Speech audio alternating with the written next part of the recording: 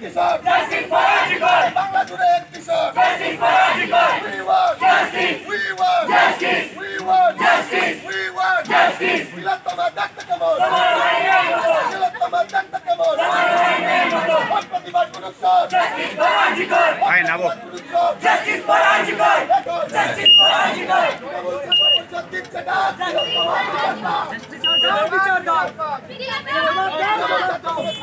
We want justice for Arjikor. Justice for Arjikor. Justice. We want justice. We want justice. Justice for Arjikor. Justice for Arjikor. Justice for Arjikor. Justice for Arjikor. Trinamool ছাত্র পরিষদ দিচ্ছে না। আরে দেরি করছে CBI, আমরা কিন্তু ফাঁসি চাই। দেরি করছে সিবিআই, দেরি করছে সিবিআই, আমরা কিন্তু ফাঁসি চাই। দেরি করছে সিবিআই, আমরা কিন্তু ফাঁসি চাই। দেরি করছে সিবিআই, আমরা কিন্তু ফাঁসি চাই।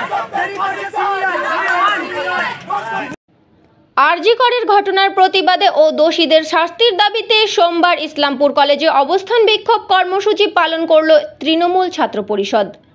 এদিন তৃণমূল ছাত্র পরিষদের জেলা সহ সভাপতি মকসুদ আলমের নেতৃত্বে ইসলামপুর কলেজ গেটের সামনে হাতে প্ল্যাকার্ড নিয়ে অবস্থান বিক্ষোভ দেখাতে শুরু করে তৃণমূল ছাত্র পরিষদের কর্মী সমর্থকেরা। এই অবস্থান বিক্ষোভ কর্মসূচি থেকে কেন্দ্রের বিজেপি সরকারকে তীব্র আক্রমণ করেন তৃণমূল ছাত্র পরিষদের নেতৃত্বরা। গত 28 আগস্ট আমাদের তৃণমূল ছাত্র পরিষদের প্রতিষ্ঠাতা দিবস ছিল। আপনারা দেখেছিলেন আমাদের প্রধান বক্তা, আমাদের বাংলার জননেত্রী, সম্মানীয় মুখ্যমন্ত্রী বাংলার মমতা দিদি নির্দেশ দিয়েছিলেন যে আরজি কাণ্ড নিয়ে যে জলঘালা করছে বিজেপি, সিবিআই বিজেপি পরিচালিত যে সিবিআই, আর এখানে রাম সাম এখন সবাই এক জায়গায় একটা প্ল্যাটফর্মে দাঁড়িয়ে এই সরকারকে, বাংলার সরকারকে বদনাম করার চেষ্টা করছে। এরা নাকি বলছে যে পুলিশ মন্ত্রী মমতা ব্যানার্জি, স্বাস্থ্যমন্ত্রী মমতা ব্যানার্জি সেটা ঠিক বলছে।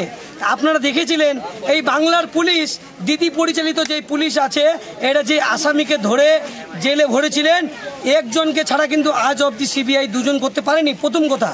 2 নম্বর কথা, দিদি বলছে বিজেপি এটা নিয়ে রাজনীতি করছে, আমি রাজনীতি করতে দেবো না। তাই ছাত্র সমাজকে এই 28 আগস্টের গান্ধী মন্ত্রীর পাদদেশের মঞ্চ থেকে নির্দেশ দিয়েছিলেন যে বাংলার যে তৃণমূল ছাত্র পরিষদ পরিচালিত যত কলেজ রয়েছে তার কলেজ গেটে, কলেজের প্রাঙ্গণে এই আরজিকরের প্রতিবাদে আমাদেরকে ধর্ণা প্রতিবাদ করতে বলেছিল। তাই আমরা কলকাতা থাকার কারণে আমরা ইসলামপুরে করতে পারিনি। এটা গত 29 তারিখ থেকে শুরু হয়েছে, আর আমাদের বাংলার কিছু কলেজে পরীক্ষাও চলছে। তার উদ্দেশ্যে বলেছিল যারা 29-এ না করতে পারো তারা 2 বা 3 তারিখে করবে। আমরা 2 তারিখে আজকে ইসলামপুর কলেজের গেটে করলাম। কিন্তু আগামী দিনে এই মোদী সরকারকে হুঁশিয়ারি দিয়ে বলেছে আমাদের দিদি, আমাদের অভিষেকদা, এই আরজিকর নিয়ে যদি রাজনীতি করতে চাও, এটা যদি খুব তাড়াতাড়ি বিচার না হয়, ফাঁসি যদি না দেওয়া হয়, তা আগামী দিনে এই আন্দোলনটা বাংলা থেকে বেরিয়ে দিল্লিতে গিয়ে আন্দোলন হবে। আর আগামী দিনে এই ছাত্র সমাজের নেতৃত্বেই এই আরজিকরকে নিয়ে সিবিআই যে জলঘোলা করছে সেটার পর্দাফাঁস করবে। আমাদের দলের নেত্রী, সম্মানীয় মুখ্যমন্ত্রী বাংলার মমতা দিদি স্পেশাল সেশন হিসাবে 2 দিনের জন্য বিধানসভা ডেকেছে।